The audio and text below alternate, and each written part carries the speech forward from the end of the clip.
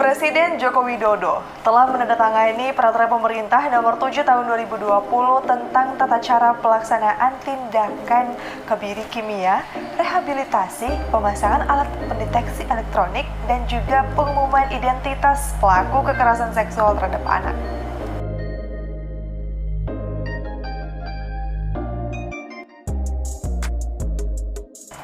Seperti yang kita ketahui bahwasannya pada saat ini kasus kekerasan seksual pada anak menduduki peringkat pertama. Hal ini berdasarkan data dari Sistem Informasi Online Perlindungan Perempuan dan Anak terhitung sejak tanggal 1 Januari 2020 hingga 31 Juli 2020.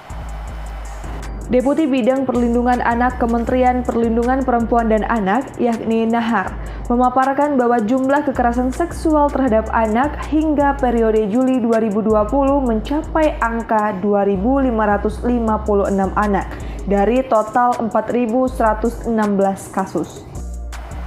Nah, pertimbangan Presiden Jokowi menandatangani Peraturan Pemerintah Nomor 7 Tahun 2020 ini adalah untuk memberikan efek jera bagi para pelaku dan juga untuk menghindari terjadinya lagi kekerasan seksual terhadap anak.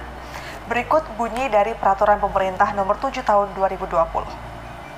Bahwa untuk mengatasi kekerasan seksual terhadap anak, memberi efek jera terhadap pelaku, dan mencegah terjadinya kekerasan seksual terhadap anak, serta untuk melaksanakan ketentuan Pasal 81A ayat 4 dan Pasal 82 ayat 3 Undang-Undang Nomor 17 Tahun 2016 tentang penetapan Peraturan Pemerintah Pengganti Undang-Undang Nomor 1 Tahun 2016 tentang perubahan kedua atas Undang-Undang Nomor 23 Tahun 2002 tentang perlindungan anak menjadi undang-undang.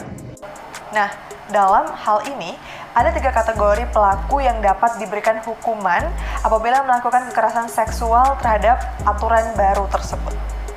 Kategori yang pertama, yakni terhadap pelaku pidana persetubuhan kepada anak. Kedua, pelaku persetubuhan terhadap anak dengan kekerasan atau ancaman yang memaksa anak melakukan persetubuhan dengannya atau dengan orang lain yang juga pelaku persetubuhan.